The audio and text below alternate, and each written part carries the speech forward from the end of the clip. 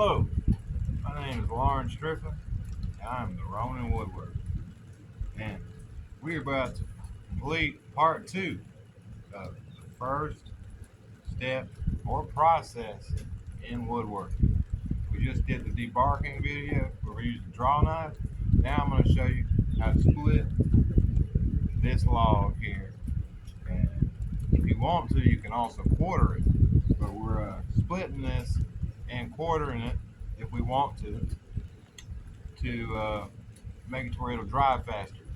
This piece of sugar plum is probably going to take a year, 3 years to dry out. Now, if we leave it like this, it's going to take quite a while, and we might have issues on the inside. So we need to get in there and expose that grain. That way it'll dry out, and we're going to see what it's going to do. So, all right, I'm going to get to it and pull out the tools.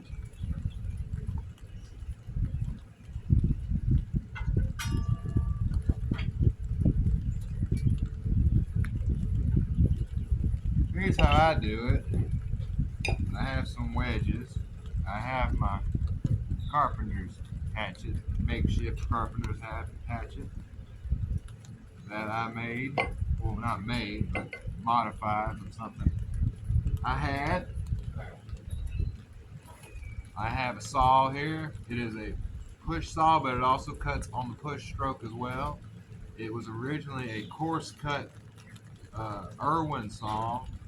I took the blade off and mounted it on a straight handle. I flipped it around. That way it's primarily cutting on the pull stroke now. And it's kind of like a Japanese whaleback saw in a way. So what I do is I cut the curve here, and I cut a curve there, and then I take a chalk line and chalk down, and I primarily cut deeper on the ends than I ever will down the center. All I'm doing as far as cutting down the center is just making a bead so that my wedges will go in there nice and neat, and the deeper curves cut in on the ends will make it to where it'll at least, if it splits and it doesn't split good, at least we're going to end up with that much amount of wood good at least, and that much amount of wood good as far as like keeping a decent diameter of wood. All right, let's get started.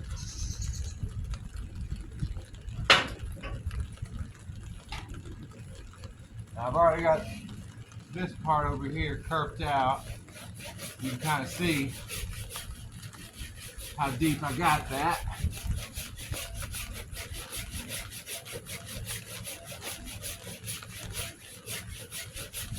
I'm going to come over to this side.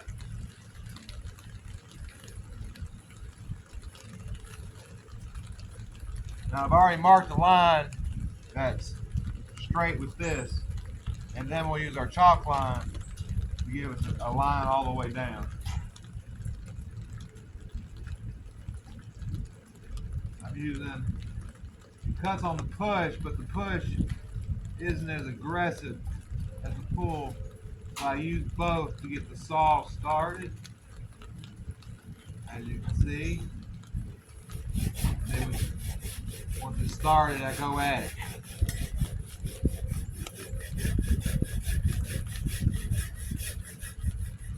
Get a little up on the high spot, back down. Keeping it moving. All right. Here's the technique I do. Put one knee down. That way I'm not bending over as much.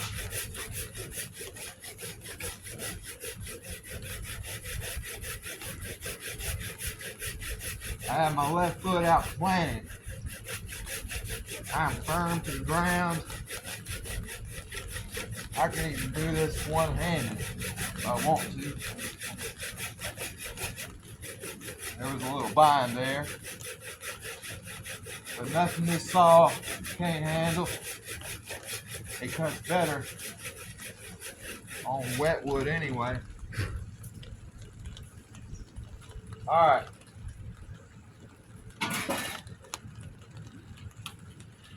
Got our chalk line.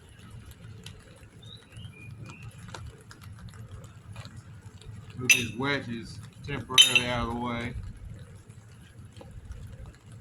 I will wipe those wedges down later to prevent corrosion. They'll be okay right there for right now. I just don't believe it's good principle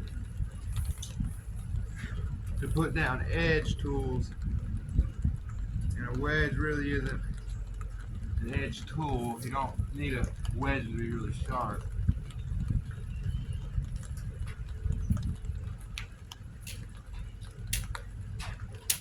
All right.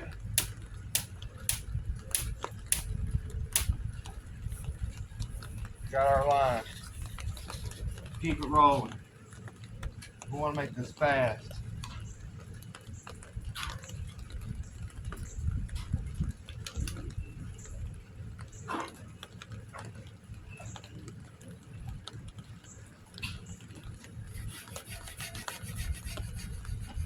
Just following that line.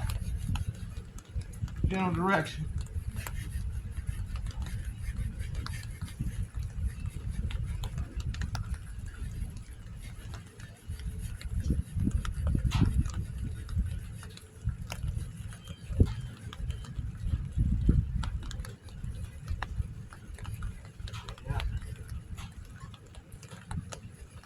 As you can see, I'm using the front of the saw to dig out a groove.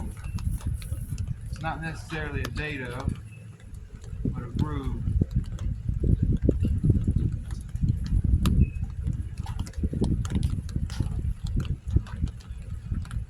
Got off the track there for a second. Let me get back on it.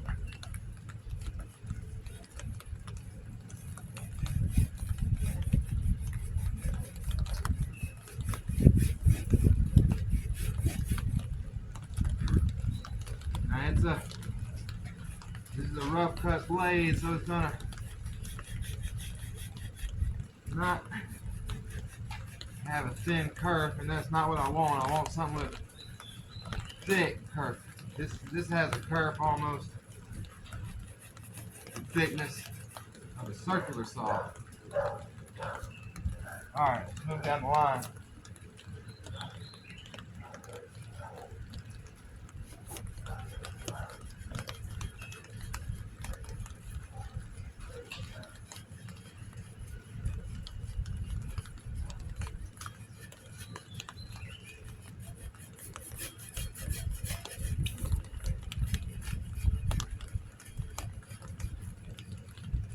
Now this does not have to be perfect. This is the point of what I'm doing.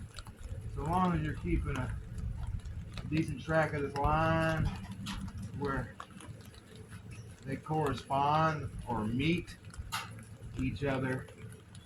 If they're off a little bit and it's not bigger than, like half an inch or even more, you're good. We're good. We're not even close to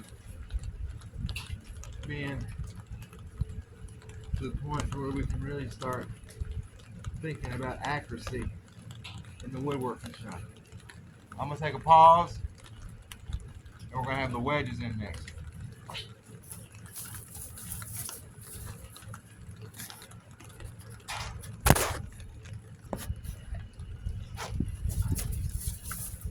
All right, I'm back. I've got my biggest wedge, which is not really a wedge. It is an axe head that came off, and eventually I will show you how to rehab an axe head with this axe head.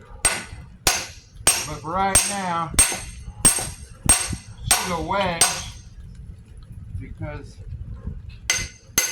first off, the axe head was made by Husky, so you can kind of already expect the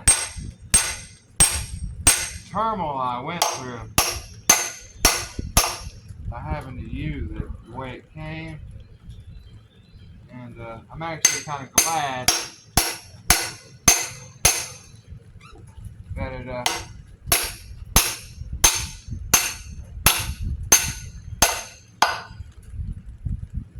the handle broke. Because now I have the opportunity to reshape this head into what I want, which is a good cutting axe, not a splitting, maul. And this is shaped like a wedge, so it's not a cutting axe. All right, we got our split moving. Let's try and control it by using that curve I cut.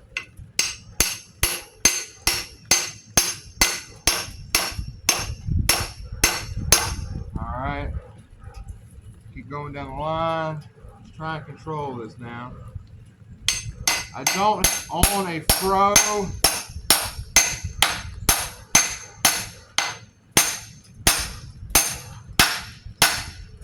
But I will do a video soon on how to make a Japanese nata, which is like a fro machete, only I'm going to make it in a Louisiana style. It makes it to where it's good for more than just splitting wood.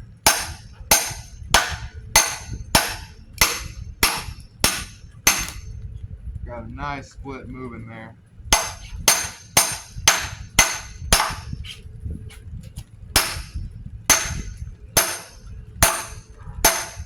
Oh yeah.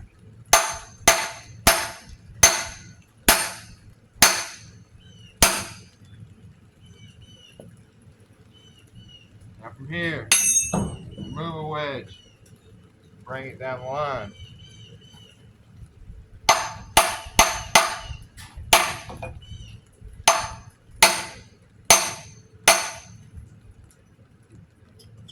This needs to split a little bit more.